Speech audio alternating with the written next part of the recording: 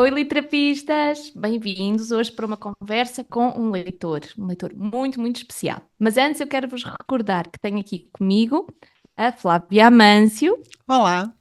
a Flávia Castro Oi. e eu sou a Raquel Laranjeira Paes. E hoje temos connosco a Juliana Gervason, pós-doutora em Literatura e Contemporaneidade, professora, produtora de conteúdo literário no ambiente digital. Dedica-se à análise profunda e à divulgação de obras literárias com sensibilidade e rigor académico. Então, muito obrigada por estar aqui connosco a conversar hoje. E vamos ouvir-te, que é o que nós queremos. Vamos lá. Ô, Juliana, mais uma vez, muito obrigada por você estar aqui com a gente. Você trabalha com literatura, tem uma formação incrível, e a gente queria entender um pouco, quando a gente chamou você para participar aqui do Literapistas com a gente, você escolheu o livro Todas as Crônicas, da Clarice Lispector, então queria que você comentasse um pouco com os ouvintes e com a gente a escolha e a sua relação, que eu sei que é longa, com a Clarice e as suas publicações. Bom, primeiro eu queria agradecer o convite, dizer oi novamente para as meninas, a todos que estão nos assistindo e ouvindo. A Raquel lembrou bem, eu sou uma tímida muito ousada, como diz Clarice Lispector, então estou um pouquinho travada nesse início, mas, enfim, quero agradecer mais uma vez aí para termos essa oportunidade para falar dessa escritora tão maravilhosa que é a Clarice Lispector. Flávia, tentando responder sua pergunta, na verdade, escolher alguma coisa da Clarice para mim é sempre muito complicado, porque eu sempre acho que todos os livros são maravilhosos e todo mundo deveria conhecer todos os livros. Mas, e exatamente por gostar muito da autora, eu tenho muito medo nessa responsabilidade de apresentá-la, às vezes, pela primeira vez para algum leitor, de escolher o livro errado. Né? Então, assim, eu sou apaixonada com uma aprendizagem, o Livro dos Prazeres, que é um romance dela, mas não acho que ele seja uma leitura boa de porta de entrada para a literatura da Clarice. Né? Então, como um público, sobretudo de podcast, né, o público virtual, ele é um público muito amplo, a crônica, ela tende a ser um caminho de maior acerto, sobretudo porque os romances da Clarice já são romances que rompem com a estrutura da narrativa, né? Então, podem, pegando um leitor de primeira viagem, gerar mais estranhamento negativo do que uma experiência boa. Então, assim, eu cheguei a pensar em pegar, né, sei lá, A Hora da Estrela, A Paixão Segundo GH, mas pensei, não, eu acho que a gente corre um risco aí que talvez não seja legal nessa experiência de leitura para aqueles que são iniciantes da Clarice. E pensando naqueles que não são, aqueles que já conhecem a autora, né, ou que já tiveram alguma experiência de leitura dela, a chance de não terem tido contato ainda com as crônicas também é grande, porque não é necessariamente o primeiro texto que os leitores da Clarice, aqueles de nível intermediário, sobretudo, tiveram contato. Então, a ideia foi tentar pegar alguma coisa assim, mais inusitada no catálogo aí, né, nessa fortuna literária que nós temos da autora. E, sobretudo, porque na época que a Flávia fez o convite, era exatamente o livro que eu estava relendo. Então, eu estava redescobrindo essas crônicas dela com uma outra bagagem de vida, uma outra bagagem de leitura, e ficando mais apaixonada ainda por essas publicações, né, que foram feitas numa situação aí bem singular da vida da autora, acredito que a gente vai falar sobre isso mais adiante, mas enfim, então eu resolvi arriscar, né, com um livro que é um calhamaço, né, que o pessoal adora chamar de calhamaços, enfim, porque reúne aí tudo que ela produziu dentro desse gênero, que é um gênero muito acessível, muito gostoso, né, muito leve para se ler, e acho que isso também foi importante aí nessa seleção. Muito legal. Eu tinha lido há um tempo atrás A Descoberta do Mundo, alguns anos atrás. E o Todas as Crônicas, ele é ligeiramente diferente, né? Em termos acho que tem uma inclusão de um repertório maior, né? De crônicas aqui. Você consegue comentar pra gente, assim, essas diferenças, para quem acompanha, entre A Descoberta do Mundo e o Todas as Crônicas? Na primeira edição, a Clarice havia publicado algumas crônicas que ela chama de fundo de gaveta. Então, existia uma parte do livro que era só contos, e essa parte chamada fundo de gaveta, que era apenas crônicas. Quando o livro sai na segunda edição em diante, eles tiram essas crônicas dali. E aí você tem acesso, hoje em dia, só à parte de contos. Então, em todas as crônicas, essas crônicas que foram retiradas dessa edição entram também. Uhum. Então, eles conseguem reunir tudo que estava meio solto, assim, levando em consideração que a produção da Clarice, ela tem um pouco dessa aparente desorganização, porque você tem uma autora que não tem um espaço. Hoje, ela é a galinha de ovos de ouro da editora Rocco, né? Uhum. Acho que a Rocco abre mão até de Harry Potter, mas não abre mão de Clarice, porque imagino aí que parte do dinheiro que a editora, né, tem mensalmente vem muito da produção da Clarice, que está sendo redescoberta pelos leitores. Mas em vida, ela não tinha esse espaço editorial, né? Ela não era uma autora best-seller, ela não era uma autora que vendia, né, que dava dinheiro para as editoras, e, sobretudo, ela não tinha uma casa editorial. E isso é muito, muito interessante a gente pensar, porque você tem, na mesma época da Clarice, produzindo aí, por exemplo, Drummond, Guimarães Rosa, e eles tiveram uma casa editorial do início ao fim. Né? O Guimarães Rosa foi da José Olímpio, do primeiro ao último livro. O Drummond foi da José Olímpio, depois mudou para uma outra editora, que agora eu não me recordo. Então, assim, enquanto estes homens, né, tão validados quanto ela no seu momento de produção, tinham um espaço editorial, a Clarice não tinha. E isso obrigou não só ficar passando por algumas editoras diferentes, mas ter uma produção um pouco desorganizada, um pouco perdida. Então, a Rocco, quando faz a proposta do Todas as Crônicas, ela junta não só o que está em A Descoberta do Mundo, mas o que havia saído em outros lugares. Muito interessante. Você sabe que tem uma coisa que a gente sente, eu fico imaginando quem está lendo pela primeira vez, né, pelo Todas as Crônicas. E que não conhece a obra da Clarice, né? Que não leu outros livros, que não leu os romances, mas ela faz muita menção à obra, ela chama de ficção, né? Aos romances que ela já escreveu, como se ela separasse dentro dela lugares diferentes. Eu acho que ela gostaria de separar em lugares diferentes a história do romance, das obras de ficção e as crônicas. Vários momentos ela fala, eu estou escrevendo porque eu preciso escrever, né, as crônicas. Ela quase como se estivesse se justificando por estar escrevendo as crônicas, que são, enfim, né, dispensam adjetivos, né, são incríveis as crônicas. Considerando a história da Clarice, né, os desejos dela, enquanto escritora, né, enquanto artista, enquanto essa intuição, esse fenômeno que ela qual é a sua visão, Ju, vou te chamar de Ju, né? Tudo bem, né? Sobre o que ela ganhou e o que ela perdeu com essas crônicas, né? Com essa escrita das crônicas.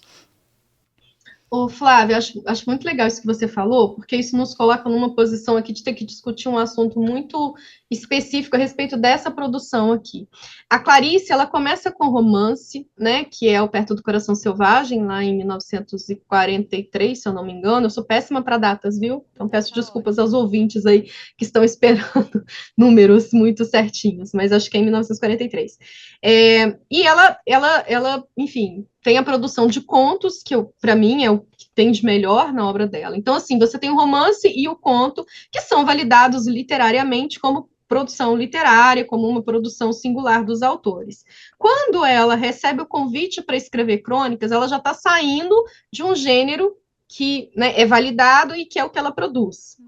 E um gênero que hoje a gente entende como literatura, mas essa compreensão é uma coisa muito recente, até dentro da própria crítica literária e tudo mais, porque ela nasce no ambiente do jornal, que é um ambiente descartável, né? Feita por escritores, né? Por isso, inclusive, esse tom de literatura hoje em dia, essa validação de que crônica é um gênero literário, em suma também, em sua essência, porque ela começa a ser produzida por escritores, porque até então você tinha mais jornalistas e tal, e a própria origem da crônica lá atrás não é uma origem necessariamente literária. Então ela está pisando num terreno de gênero que não é o que ela produz, num espaço que não é um espaço literário por si, que é o do jornal, que tem, né, a própria palavra crônica, né, que está ligada a cronos, que está ligada ao tempo, que está ligada ao que é descartável no ambiente de jornal, que também não é um ambiente que ela está habituada, né, porque ela não é uma jornalista, ela é uma escritora. Então você já tem todo esse estranhamento de ter que produzir algo que não é aquilo que ela está habituada a produzir, que ela quer produzir. Só que isso acontece num momento também muito específico da vida da Clarice, em que ela está precisando de dinheiro. né? A Clarice se divorcia, vem embora para o Brasil, literatura não dá dinheiro, né? A menos que você seja o Felipe Neto, no Brasil, a literatura não dá dinheiro para ninguém, então ela precisa, e a gente está falando de anos 60 e 70, então ela precisa ser essa mulher independente que ela quer ser, mãe de 2, ainda que ela tenha todo o auxílio do marido, porque o divórcio acontece, mas eles têm um vínculo, né? Enfim, a gente percebe que existe uma participação ali, ele não simplesmente vai embora e abandona, mas ela precisa dessa independência.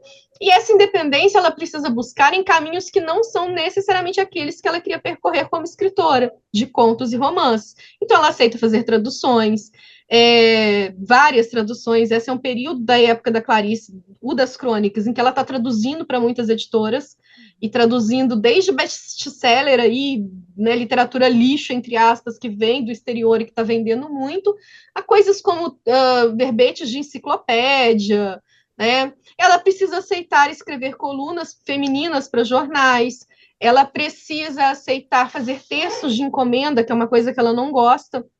Então, em 74, por exemplo, ela publica o Havia Crucis do Corpo, que nasce de uma encomenda feita pela editora de textos que tenham uma pegada mais erótica, mais pornográfica, que não tem absolutamente nada a ver com ela.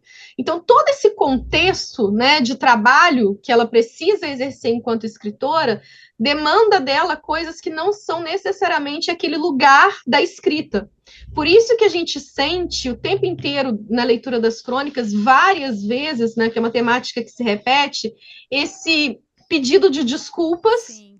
E essa justificativa o tempo inteiro de... Eu não sei se eu estou fazendo crônica, eu perguntei para o Drummond, ele disse que isso aqui é crônica, né? A gente percebe uma insegurança absurda, né? Insegurança essa que é o que ronda a escrita feminina, né? A gente sabe, né? O local da mulher, o papel da mulher enquanto intelectual, a mulher enquanto escritora, ela está sempre carregando essa insegurança, né? Eu falei no início, você não é uma escritora, Clarice não é uma escritora que está inserida numa editora, os outros escritores estão, então isso a gente já percebe que há um trato diferente aí. Eu estou falando da Clarice, mas eu podia falar de outras mulheres que estão produzindo ali. Dentro do jornalismo, inclusive, porque ela assume aí como jornalista, ela é a única mulher no meio de um ambiente completamente marcado por homens. Então, assim, você já produz num espaço que gera insegurança naturalmente. Você atende a uma demanda de encomenda, que não é algo que você se sente à vontade. Você precisa produzir toda semana, né? Então, isso impõe um ritmo de escrita que não é o ritmo dela. Quando a gente lê as cartas da Clarice, seja dos anos 40, dos anos 50, a gente percebe que ela não tem uma metodologia de escrita, uma organização de escrita que atenda a uma demanda de urgências, que atenda uma demanda de constância, né? Ela também não é a escritora da inspiração, mas ela também não é a escritora da programação. E ela está no ambiente que a programação é semanal, né? A demanda é semanal, ela precisa ter algo para entregar toda semana. Isso gera uma coisa extremamente interessante aí, já estou até me adiantando em outro dado, que eu não sei se, né, se vocês iriam perguntar, mas é porque o que eu acho mais legal aí dessas crônicas é que elas se tornam um processo de reciclagem também. A gente vê aqui em muitas crônicas coisas que apareceram em outros livros, trechos, passagens. A gente vê aproveitamento de cartas, trechos de cartas, e de coisas que ela está escrevendo naquele momento. Então, por exemplo, em 69, ela publicou uma aprendizagem ao livro dos prazeres. Tem algumas crônicas aí que são trechos da íntegra de uma aprendizagem ao livro dos prazeres, que ela simplesmente tirou um pedaço. A gente não sabe dizer, e os pesquisadores também não sabem dizer isso com precisão, se ela tirou... deixa eu aproveitar aqui isso aqui que já está escrito e vou colocar aqui, mandar isso aqui mesmo, ou se ela estava escrevendo, achou aquela ideia genial, falou, deixa eu mandar isso aqui como crônica, mas vou continuar fazendo o que eu estou fazendo e desenvolver. Né? Então, assim, esse processo não dá para saber com precisão, mas existe esse reaproveitamento. Por quê? Porque, de novo, é uma autora que gostaria de estar fazendo, assim, acho que a gente pode sintetizar em, é uma autora que gostaria de estar fazendo outra coisa, mas tem que, por uma questão financeira, fazer as crônicas também. Legal. Muito bom. Eu acho que tem uma proximidade que termina criando, né, com os leitores. Eu sinto dessa maneira. A gente tá muito no dia a dia dela. Então, tem várias crônicas que ela fala, vou ali atender a porta. Daí tá escrito, e ela volta e falou, não vou apagar, que eu escrevi que eu ia atender a porta. Então a gente termina ficando muito próximo dela, né, nessas crônicas. Eu acho que tem um encantamento que é esse, da proximidade, talvez da falibilidade, eu não sei se eu tô usando o termo certo, né? Enche o saco mesmo às vezes de escrever, escreve umas coisas que não são daquela mesma profundidade que estão os contos ou na chave dos romances, mas continua brilhante, né? Então acho que tem um pouco disso. Eu não sei se antecipar aqui um pouco a minha pergunta, né? Mas eu tive assim a sensação de que há crónicas que são, no fundo, contos, né? São contos completos. Eu apontei, sei lá, a bravata, o erudito, o arranjo, não é? Que à medida que eu li, eu escrevi ao lado, mas isto é um conto, quer dizer, e a sensação dá sempre também na Clarice, e aqui está muito presente, é este exercício de liberdade, não é? Mas ao mesmo tempo fica a pensar se também não dá um certo testemunho de como ela via a ficção, não é? Algo que está ao mesmo tempo na realidade, não é? E que não. E ao mesmo tempo empurra para longe o género, a definição dos géneros.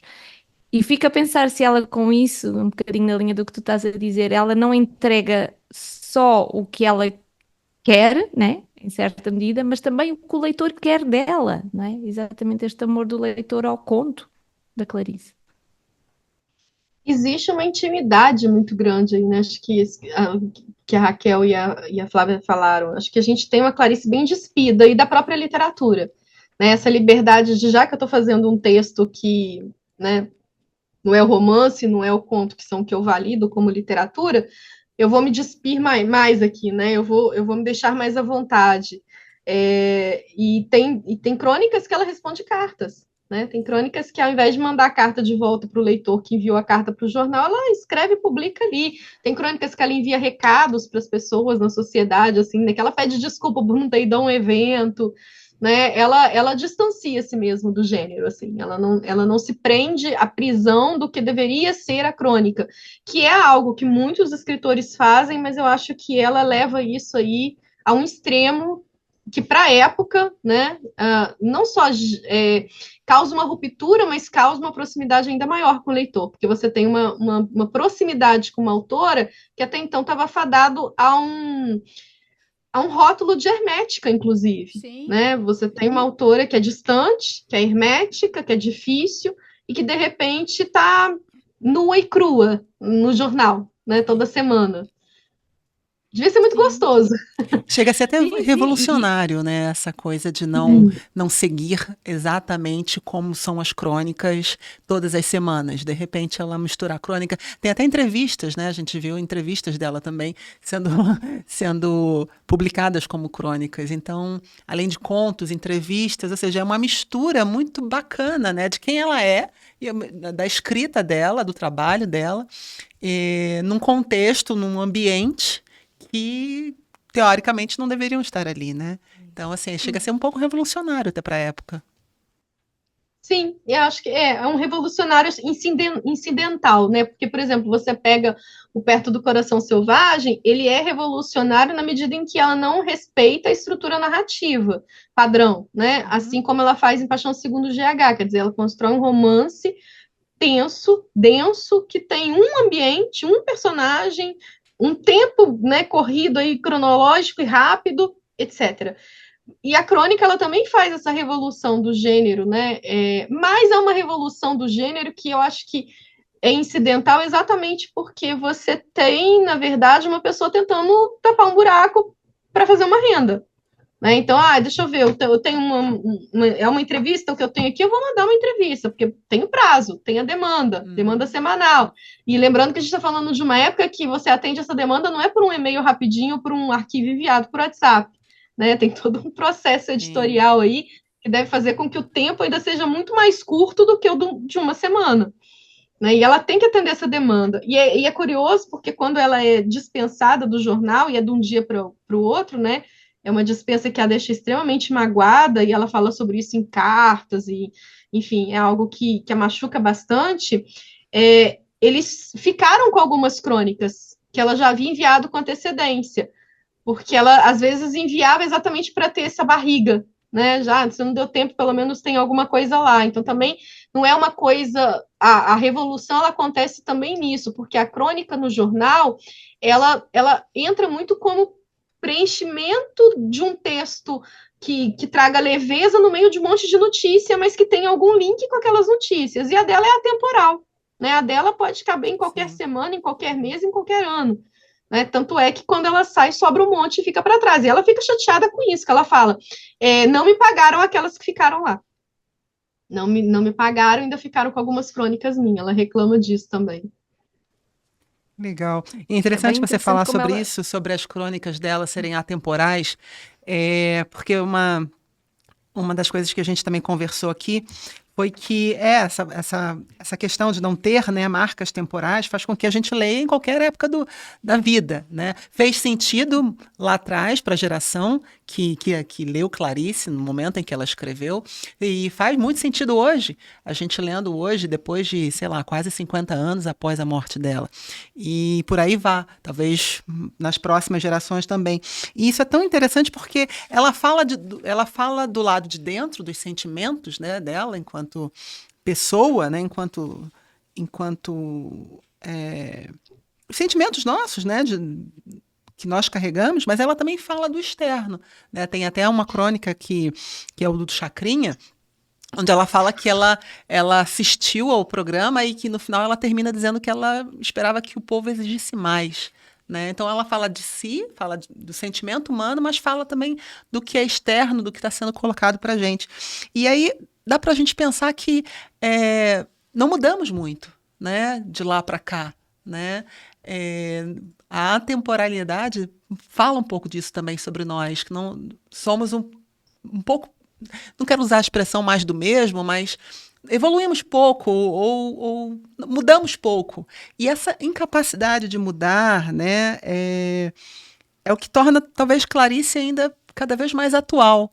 E o que seria isso? O que poderia ser isso, Ju? O que você acha que pode ser isso, essa nossa dificuldade ou incapacidade de mudança, que faz com que textos como os da Clarice sejam lidos em momentos diversos e a gente se identifique tanto? Nossa, que pergunta difícil, Flávia. Não sei, eu acho que é o Mário Quintana que fala, né? Depois que os clássicos escreveram os clássicos, não há nada de novo sobre o sol, alguma coisa assim. Eu fiz uma mistura aqui. Depois que os clássicos escreveram os clássicos, ninguém consegue fazer mais nada novo. É algo assim. Eu acho que, na verdade, o que torna Clarice atemporal, para além dessa questão da mudança que você pergunta, porque ela trabalha com questões humanas, né? Quer dizer, eu estou incomodada com Chacrinha, lá em 1960, da mesma forma como o incômodo eu teria hoje com Pablo Marçal, né? Quer dizer, é um incômodo, uma constatação de o que é que está acontecendo com a humanidade, né? Que é mais ou menos isso que ela fala ali, falando da televisão. Né? Ela olha com certo. Ela olha assustada para aquele programa e ela, né, descreve aquele programa com um estranhamento de o que aconteceu com a humanidade, por que ela deu tão errado. Né? Estranhamento hoje que a gente consegue migrar para essa questão política completamente atual, aí, que está no nosso nariz ainda quente, acontecida, né? Que fala muito sobre a humanidade, e eu acho que é isso que torna a obra dela temporal, não só nas crônicas, mas nos textos todos, porque ela fala do gênero humano, das inquietações humanas, né, de coisas atemporais, e ela leva isso para o espaço das crônicas, né, ainda que ela tenha que responder uma questão semanal, a uma encomenda, a um texto de um número de caracteres específico, embora a gente perceba que ela rompe bastante com isso, né, porque você tem crônicas pequenininhas e crônicas gigantes. Eu fico me perguntando como é que o jornal, né, gerenciava isso ali, porque tá claro que a Clarice não respeita os caracteres de uma crônica, porque quando você pega a reunião de crônicas de autores da mesma época dela, são todas com o mesmo padrão, né, todas uma página e meia, e a dela não, tem crônica ali, tem 3 páginas, mas enfim, ainda que ela responda a isso tudo, a esse desenho, né, a essa prisão da forma, o conteúdo é o conteúdo dela, né? São os questionamentos de sentimentos, são os questionamentos humanos, né? Enfim, não sei nem se eu respondi a sua pergunta, Não, Flávia, respondeu sim. Muito difícil, hein? Respondeu sim. Me alonguei, mas respondeu. Uma das coisas que eu sempre fico a pensar, não é? Quando eu leio a Clarice, é que eu tenho a sensação, não sei se eu estou errada, mas que quando nós mulheres lemos a Clarice, nos sentimos muito identificadas, seja com as tímidas ousadas, seja com outros aspectos, né? Porque a Clarice traz ali, tem uma procura de verdade muito forte, muito grande e fala sobre o feminino até, eu achei bem surpreendente como em vários momentos ela está a fazer denúncias ao machismo tão brutais já nas crónicas, mas uma das coisas que eu fico a pensar é se a Clarice não nos aponta justamente que o caminho de possibilidade para a mulher é escrever, assim como uma coisa que ajudaria a mulher a estar melhor, não é? A estar mais em si, mais plena, mais no lugar da verdade. Uma forma, ela fala muito que a escrita ela vem como uma forma de lidar com a loucura, né? De lidar com a loucura desse não caber no mundo, né? Não loucura, não estou falando no quesito científico, médico da coisa, não, mas é do não caber no mundo. E a mulher, ela não cabe no mundo, né? O mundo não foi feito para a mulher. Então, esse estranhamento, essa falta de lugar, ela vem muito na literatura dela, nas personagens, né?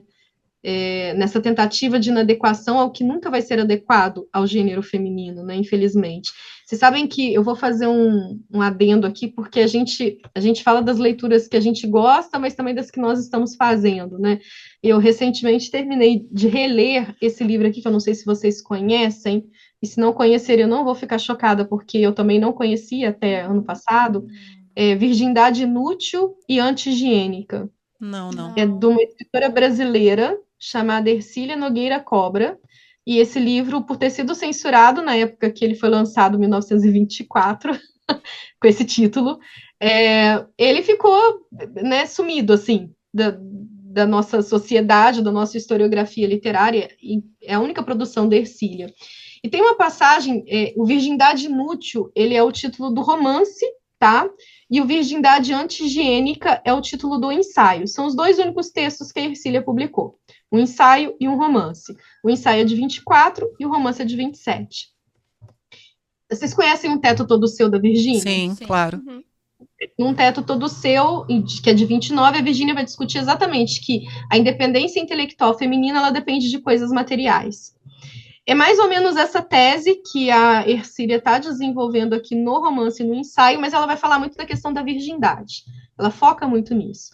Por que eu dei essa volta toda?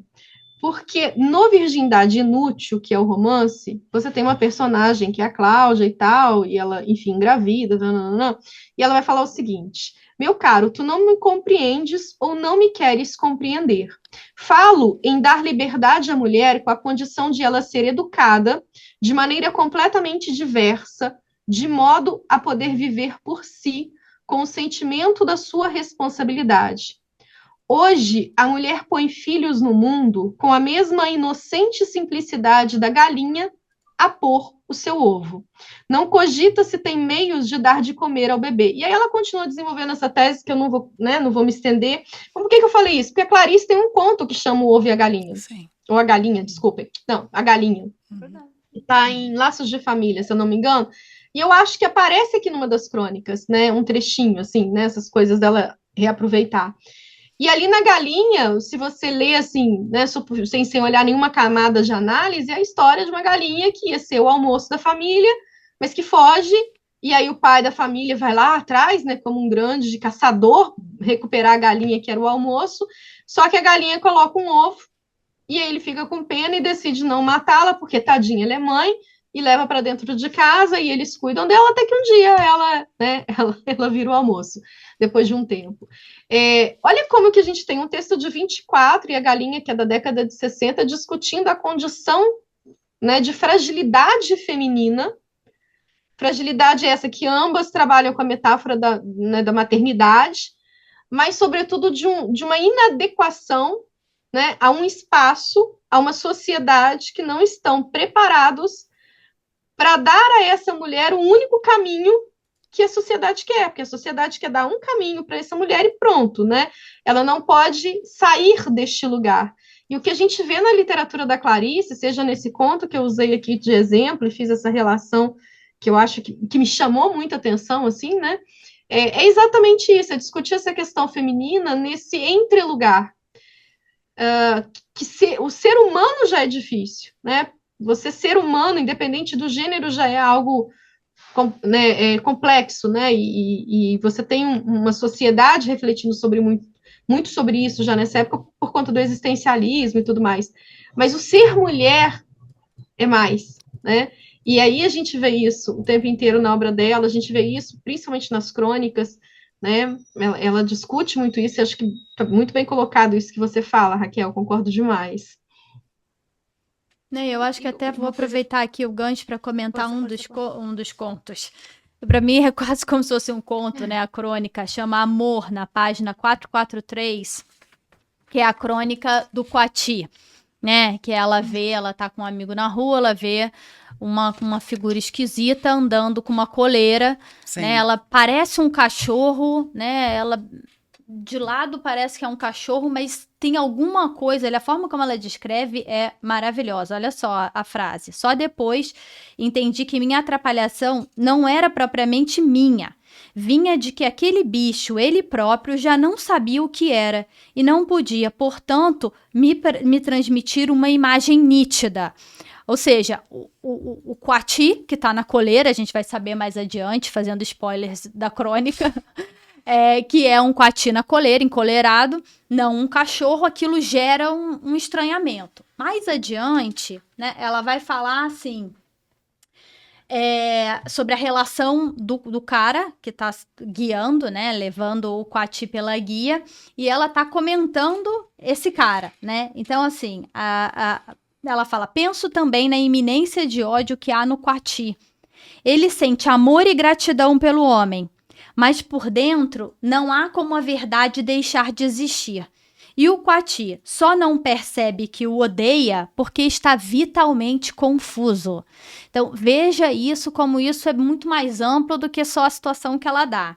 Mas se ao Coati fosse de súbito revelado o mistério de sua verdadeira natureza, uma pergunta, estremeço ao pensar no fatal acaso que fizesse esse Coati se deparar com outro Coati, e nesse reconhecer-se, ao pensar nesse instante em que ele ia sentir o mais feliz pudor que nos é dado, aí ela coloca nós. Bem sei que ele teria direito, quando soubesse, de massacrar o homem com ódio pelo que de pior um ser pode fazer a outro ser, adulterar-lhe a essência a fim de usá-lo. Eu sou pelo bicho e tomo partido das vítimas do amor ruim, mas imploro ao Coati que perdoe o homem e que perdoe com muito amor antes de abandoná-lo. Agora, a coisa mais extraordinária do que eu queria comentar é que a crônica imediatamente anterior, ela usa uma parte da estrutura de frase, que é esse aqui, nós, né, que ela fala. No instante que ia sentir o mais feliz pudor que nos é dado, ela bota 2 pontos, reticências, nós. É exatamente como ela encerra a crônica anterior, que é a que ela fala do Hélio Pellegrino. Né? O Hélio Pellegrino, se eu não me engano, é um psicanalista, Ju, me corrige se eu estou certa ou errada. Eu queria ler esse trecho, porque eu acho que a junção dessas duas crônicas, para mim, eu gosto muito de ler Clarice, eu já li bastante coisa, foi um estalo, assim, gigantesco, né? Foi um tremor. E ela tá falando sobre o Hélio. Para Hélio, a coisa mais importante do mundo é a possibilidade de ser com o outro, na calma, cálida e intensa mutualidade do amor. O outro é o que importa antes e acima de tudo. E amor é surpresa, susto esplêndido, descoberta do mundo. Amor é dom, demasia, presente. Dou-me ao outro e, aberto à sua alteridade, por mediação dele, recebo o dom de mim, a graça de existir por ter me dado. Eu acho que é uma coisa muito interessante de abrir para essa pancada que vem agora. Ela pergunta para o Hélio, perguntei uma vez ao Hélio, você que é analista e me conhece, diga, sem nenhum elogio, quem sou eu, já que você me disse quem é você, pois preciso conhecer o homem e a mulher. Olha que interessante isso. Respondeu-me, Você é uma dramática vocação de integridade e totalidade. Você busca apaixonadamente o seu self, centro nuclear de confluência e de radiação de força. E essa tarefa a consome e faz sofrer. Você procura casar dentro de você luz e sombra, dia e noite, sol e lua. Quando o conseguir, e esse é o trabalho de uma vida, descobrirá em você o masculino e o feminino, o côncavo e o convexo, o verso e o anverso, o tempo e a eternidade, o finito e a infinitude, o yin e yang, na harmonia do tal, totalidade. Você, então, conhecerá homem e mulher. Agora, eu e você, 2 pontos, nós. Eu acho que tem um tanto dessa conversa aí do que você estava falando agora e da pergunta da Raquel anterior. Por que a gente se identifica tanto, né? Então, tem uma questão aqui, uma discussão de toda uma vida, de toda uma obra que, para mim, se dá de uma maneira brutal nessa crônica, né? Tem um tanto da Clarice aqui, e mais do que o da Clarice, eu queria que você comentasse, Ju, tem um tanto dos leitores que se identificam tanto com a Clarice, né? Que, para mim, tem um brilho da obra dela que reluz na junção dessas crônicas e no fato de elas estarem tão próximas em publicação. A crônica Amor, na verdade, foi publicada, se não me engano, em Legião Estrangeira, e é um conto, né? Exato. Então, essa que aproveitar, que é a do Coati. Eu sou apaixonada com ela, porque, respondendo a sua pergunta e explorando um pouco mais essa crônica especificamente, você tem 2 caminhos de interpretação, né? Você pode pensar no Coati enquanto aquela pessoa que num relacionamento se anula para ser o que o outro quer que você seja, né? Então, independente de o Coati representar homem ou mulher, ele representa um ser humano que precisa se adequar a essa domesticação que o amor nos obriga. Então, ela fala de amor, ela fala de sentimento, mas você também pode interpretar o Coati na perspectiva do feminino, né? Sim. E é bonito porque ela fala, olha, adulterar-lhe a essência a fim de usá-lo.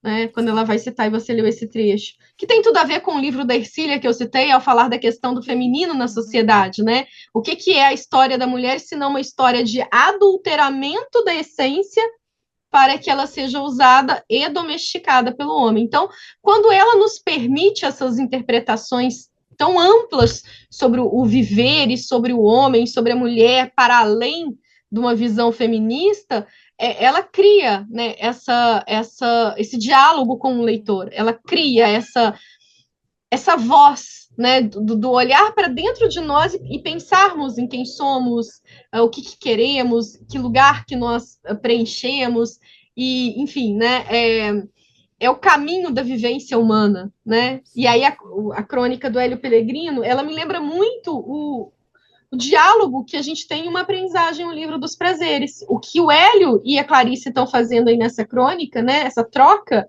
é o que acontece com a Lori e Ulisses no livro. Sim. Você dar a mão para o outro e falar, peraí, vamos caminhar na essência do que é viver, porque o que é viver nos leva para essa totalidade aí que ele fala no final, né? Sim, muito bom. E é engraçado, agora também pensando, estava a ouvir-vos e a pensar que uma das coisas que eu adorei, não é, nas crónicas foi estes recortes da Clarice doméstica, não é? Ela falar das senhoras que trabalhavam na casa dela, do que ela gostava, do que ela não gostava. Achei assim muito... E nós conseguimos perceber esse lado também da Clarice, não é? É muito próximo às mulheres, não é? Mas uma das outras coisas, e eu acho, Ju, que vais-nos saber ajudar muito nesta maneira de pensar, que eu e a Flávia Castro até não estamos tão assim de acordo, às vezes, na nossa sensação da Clarice, mas é esta pergunta dela, ou melhor, formulando de outra maneira, surpreendeu-me muito ao ler as crónicas, uma crónica, que eu não me lembro o nome, em que ela conta que tem uma amiga com quem janta no dia 24 de dezembro. As 2 jantam e tal. Que eu achei, assim, uma coisa muito fraternal das 2, uma coisa muito bonita. Mas aí ela conta que a amiga lhe dá um missal. E ela diz, logo a mim que não sou religiosa. E isto a mim deixou-me muito, assim, perplexa, porque para mim a Clarice está o tempo todo a pensar em Deus, o que é Deus, o lugar de Deus. Ela fala aqui nas crónicas, muitas vezes de padres, né? Reza para um padre. Tem todo este lado, assim... ao mesmo tempo ela fala-nos da ficção, porque as crónicas também são, no fim das contas, é quase como uma aula sobre o que é a escrita, né? Que o tempo todo ela nos está a oferecer. E ela fala deste empurrar Deus para longe. Então, como é que é a Clarice e este lado religioso dela? Raquel, você pisou num terreno que é o da minha formação na leitura de Clarice, né? Porque eu fiz o mestrado, eu fiz o mestrado e o doutorado sobre Deus na obra da Clarice. E aí, querendo ou não, eu acabo pisando um pouco também no terreno da relação da Clarice com Deus. Não só o Deus ali enquanto um personagem, porque eu assumo essa perspectiva de leitura, né? Mas também a relação dela com Deus. E eu acho que o falar o tempo inteiro de não tenho religião, não, né, quando ela convida o Érico Veríssimo para ser padrinho dos filhos dela, ela fala: eu e Mauri não temos nenhuma religião, mas mesmo assim queremos que você apadrinhe nossos filhos.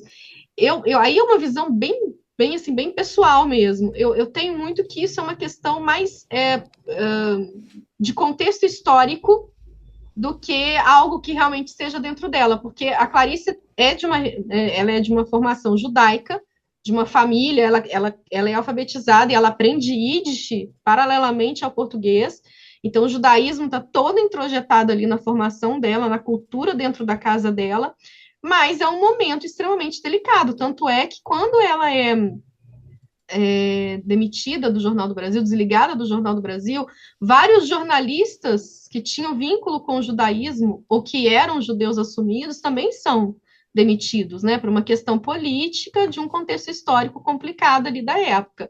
Então, eu acho que essa reafirmação que ela faz, sobretudo nas crônicas e nas cartas, no discurso dela social, vem muito dessa proteção que ela busca, né, para não sofrer preconceito, para não sofrer represália num país que, né, está vivendo um momento extremamente crítico.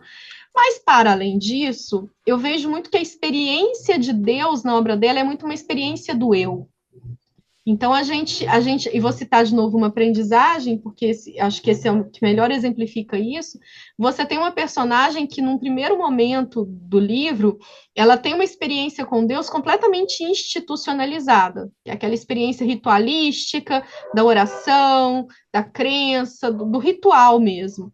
E num segundo momento da obra, quando ela está passando por esse processo de autoconhecimento, de revelação de quem ela é para ela mesma e não para o mundo, porque quem nós somos para o mundo, isso na visão da Clarice, ele é passível de máscaras. Uhum. Eu sou para o mundo a máscara que eu visto, mas quem eu sou para mim? O que eu sou para mim? Quem eu sou para mim? E nesse segundo momento que ela precisa descobrir quem ela é para si mesma, ela rejeita Deus, ela o distancia. Então a Lore, num segundo momento do livro, ela fala, eu não vou conversar com ele, eu não quero pedir nada para ele, porque ele não vai me dar nada. Porque ela está precisando dessa descoberta. E isso nas crônicas a gente vê em vários momentos, né? Uhum. E aí você tem o terceiro momento, que é o Perdoando Deus, né? Que tem uma crônica que chama Perdoando Deus, que é maravilhosa, que tem um rato na crônica, que é o momento de você trazer o Deus de volta, mas é um Deus que está dentro de si.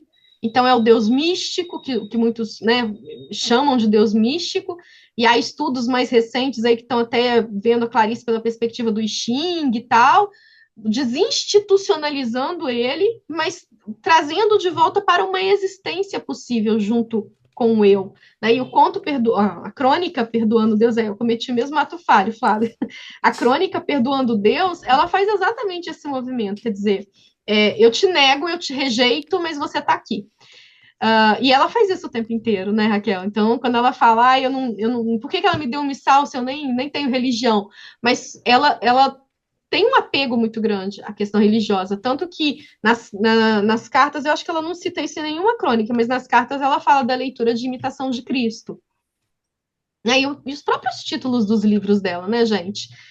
Via Crucis do Corpo, Paixão segundo o GH, né? Tudo isso tem aí Sim. uma perspectiva bíblica, religiosa muito profunda. E uma curiosidade aqui, biográfica, quando a Clarice passa pelo incêndio, um incêndio, né, pesado aí, que ela vivenciou, porque ela dormiu fumando, né, e aí o quarto pega fogo e queima tudo, e ela se machuca bastante, fica com a queimadura aí de 3º grau, vai ficar internada no hospital aí, acho que 3 meses, se eu não me engano, por conta disso, tem que fazer cirurgias pesadas.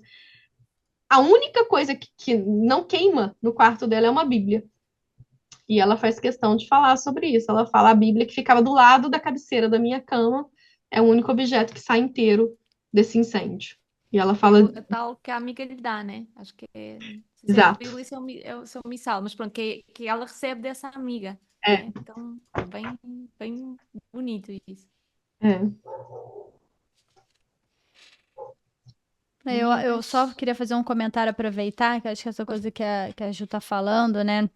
Desse caminho de negar Deus para depois retomar de alguma outra maneira, é, é um meio, né? Uma trajetória muito clariciana, né? Tem uma crônica aqui que também aparece em outros livros da Clarice, que, se eu não me engano, chama O Artista Perfeito. Mas, enfim, ela vai explicar em grandes linhas a visão dela, porque, sei lá, uma criança que produz garatujas e um artista que produz uma obra e que as duas coisas se parecem, porque elas são em essência tão diferentes, no final ela termina como alguma coisa, se não me falha a memória, o artista tornou-se inocente. Então ele vem inocente, ele não é inocente, ele volta a ser inocente. Esse é um momento. E um outro momento grande, eu acho, desse livro de crônicas, é aqui na 594, em direção ao caminho inverso. Eu até tô com um marcador de página aqui, porque não adiantava mais os post-its, autoexplicativo, eu tô com milhões de cores aqui para dar conta da Clarice, mas o marcador de página em que ela vai falando desse caminho, né, dessa desconstrução. Inclusive, o processo de formação de uma voz prescinde do silêncio e depois do negar a voz, essas idas e vindas. E no final, olha que interessante o que ela fala aqui, né? Fazendo o gancho para a próxima pessoa que vai perguntar. Ela diz: e é inútil procurar encurtar caminho e querer começar já sabendo que a voz diz pouco, já começando por ser despessoal. Pois existe a trajetória. E a trajetória não é apenas um modo. A trajetória somos nós mesmos. Em matéria de viver, nunca se pode chegar antes. A Via Crucis não é um descaminho, é a passagem única. Não chega senão através dela e com ela. Que eu acho que é a obra da Clarice. Clarice é essa aqui, né? Para o assunto, ela sempre desfaz o que ela fez e torna a refazer, e cada ciclo desse uma coisa é adicionada. Eu até atribuo a isso, Ju, não sei se essa impressão que eu tenho é quase como se fosse a Clarice um pouco mágica mesmo, porque mesmo a gente já tendo lido um livro dela, a gente volta, é como se novas frases tivessem se inserido. Eu podia jurar que aquela frase não estava lá. E de repente eu leio a frase e falo, gente, eu nunca li essa frase antes. Tem uma coisa meio mágica aí, né? Eu acho que é fazer e desfazer e tornar a fazer. Não sei se faz sentido para você essa percepção. Faz, eu até falo brincando de uma forma mais simples, assim, menos bonita do que a sua, que é o fato da Clarice ganhar na releitura. Assim, a gente está sempre lendo a Clarice pela primeira vez. A gente está sempre lendo pela primeira vez. Não importa quantas vezes você lê um livro dela, essa releitura ela é sempre um novo momento e exatamente às vezes com a sensação de que, mas eu li isso aqui antes, eu não estou lembrando, né? Por Sim. que que você está mexendo comigo agora? É porque é esse diálogo mesmo com o eu, assim, né? Ela não é uma narrativa que conta apenas a história de um personagem. Ela é uma narrativa que conta a história de quem está lendo, né? E Exato, aí também sim. gosto de falar brincando muito que assim, sou eu que leio Clarice ou é a Clarice que me lê? Né? O que rola nesse processo aqui? Porque ela vai mexendo exatamente pelo grau de subjetividade da obra dela e de simplicidade, embora ela tenha sido considerada hermética e ainda o seja por muitos leitores, ela fica desatando os nossos nós, né? Desfiando o nosso novelo. E durante esse processo de leitura, né? Esse novelo que é ser humano, que é, né, questionarmos a existência, questionarmos a dor, questionarmos Deus, questionarmos o nós e os nossos nós, né? Perfeito, sim. é muito bonito que essa procura de verdade dela, né? E essa procura de Deus nela também, às vezes parece um pouco, quando a gente lê, a sensação às vezes que dá é que ela, assim, leva Borges ao extremo, não é? Ela quer encontrar a palavra certa, né? Ela é quase como se ela confiasse plenamente que para cada coisa vai haver uma palavra e essa palavra vai dar conta de dizer uma verdade, né? Isso é muito. Eu acho que é por isso que a gente sempre volta e ela parece que ela continua a trabalhar e a afinar-se nessa nossa releitura, né? Coisa que ela até fala aqui no momento nas crónicas, em 69 há uma crónica qualquer que eu até marquei e fui ver que o Barthes, ele falou do escritor, não, leitor autor, tem sim um nome que eu agora não vou saber falar, mas muito esta ideia de que quem lê também está a construir o livro, e ela está a dizer isso também em 69, não é? Ou seja, ela está também já muito à frente de tudo, não é? Já a declarar-nos isso, a declarar-nos que nós estamos ali também com ela, metidos nessa E é procura. interessante porque ela sempre criticou muito a crítica literária, os estudos literários, né? Nas poucas vezes em que ela foi chamada para eventos sobre literatura, ela sempre se incomodou, assim, ela fala, não, eu não penso a literatura, ela faz a literatura, né? E ela antecede muitas coisas que foram pensadas depois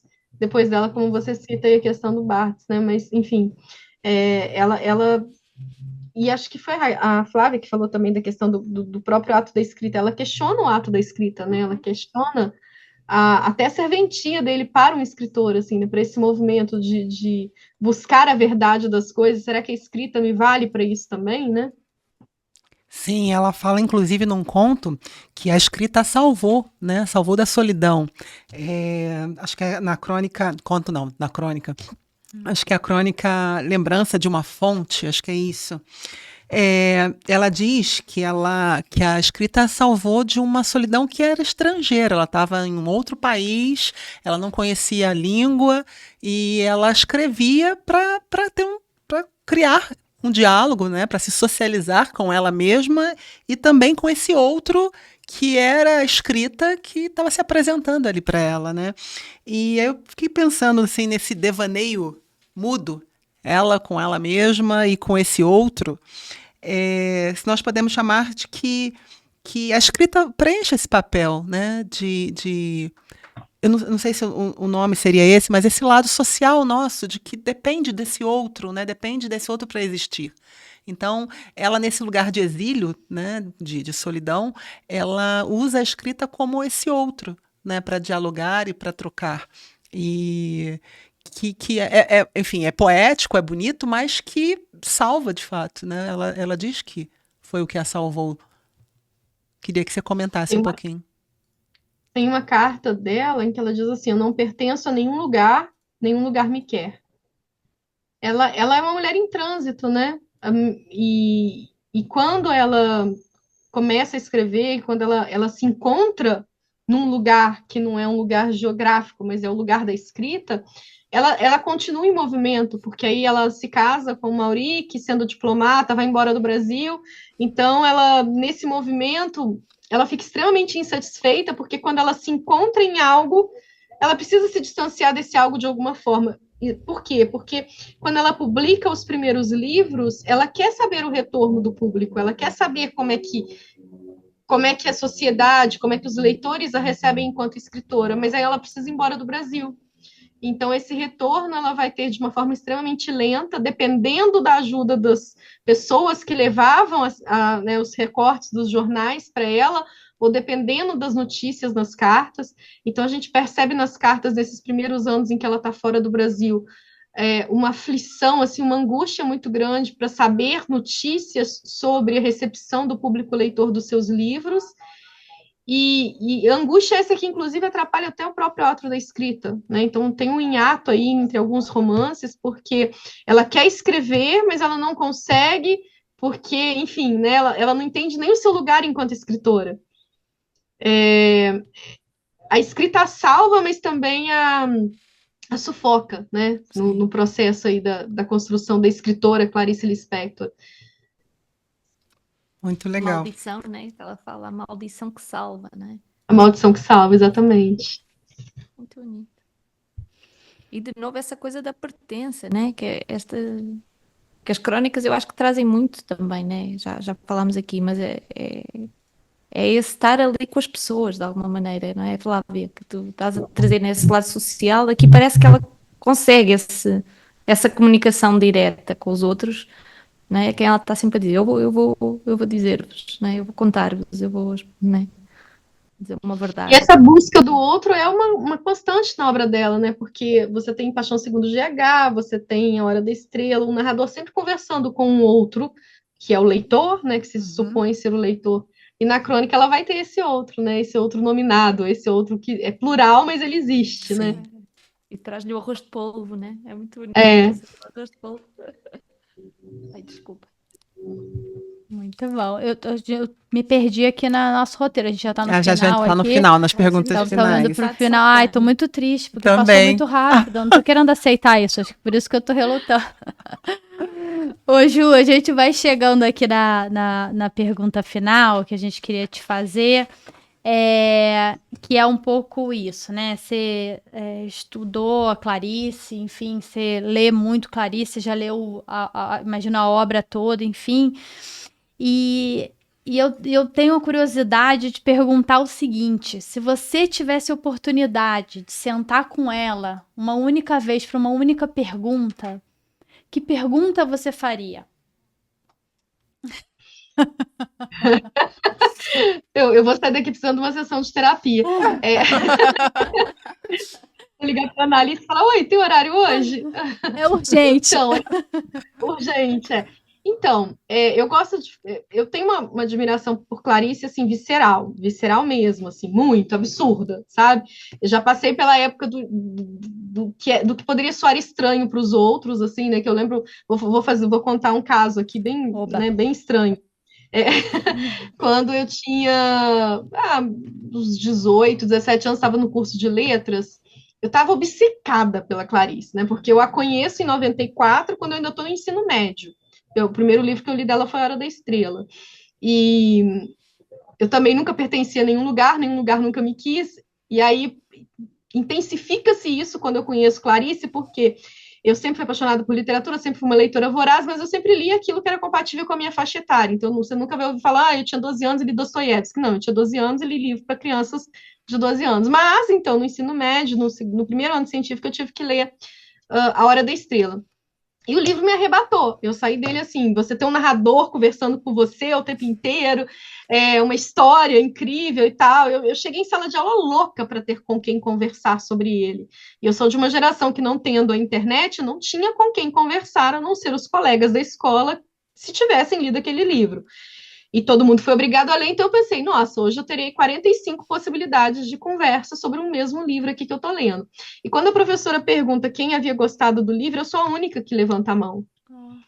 O que só piora o lugar que eu ocupava de não pertencer a nenhum lugar me querer, porque para além de gostar de literatura, o que já era uma coisa ruim e negativa, né? Para quem sofre bullying naquela faixa etária, eu fui a única que gostou de um livro que ninguém gostou. Então, aquilo só intensificou a minha exclusão, né? O que hoje a gente chama de bullying, mas assim, a minha exclusão. Só que eu havia me encontrado ali, e ali eu me apaixono por Clarice Lispector e é um caminho sem volta. Então, quando eu entro no curso de letras, eu entro muito com essa voracidade, com essa fome de ler tudo dela e de conhecer mais ela e ter com quem conversar sobre ela. Então, eu estava muito obcecada. E aí, um dia de noite, eu devo ter tido algum pesadelo, enfim, aqueles sonhos que você não consegue discernir do que foi que você sonhou com o que você estava acordado e pensou, sabe? Sim. Aqueles sonhos profundos, assim. E na minha cabeça eu tinha visto um vulto no meu quarto. Eu cheguei para os meus pais completamente assustada, falando que eu tinha visto um vulto no meu quarto. E aí meu pai falou brincando, Clarice Lispector, Juliana, você enche tanto o saco dela que ela veio conversar com você de noite. Aquilo foi muito, né, aterrorizante para mim, porque sempre fui uma pessoa muito medrosa para qualquer coisa do plano espiritual mais complicado. Enfim, dito isso, né, a vida inteira eu pensei, gente, se ela vier realmente para a gente bater um papo, se eu tivesse oportunidade. Mas eu nunca consegui desenvolver isso, sabe, Flávia? Sempre foi um tabu, assim, para mim, né? Deixa eu mantê-la distante, que eu acho que é mais seguro, né? Porque eu tenho medo. Mas, há pouco tempo, eu me vi pensando nisso novamente, num clube de leitura meu, que a gente estava brincando sobre, se eu puder conversar com um escritor, com quem que eu conversaria. E eu não respondi Clarice, eu fui muito cobrada. Poxa, mas por que não Clarice, né? eu respondi Júlia Lopes de Almeida, que é uma escritora que eu recentemente descobri também, tem 2 anos, e eu tô tão obcecada por ela quanto sou pela Clarice. E a Júlia, ela é o extremo oposto dela, assim, né? Uma escritora de folhetins, enfim. E eu falo que eu prefiro sentar para conversar com a Júlia, porque eu sei que eu vou sair dali leve.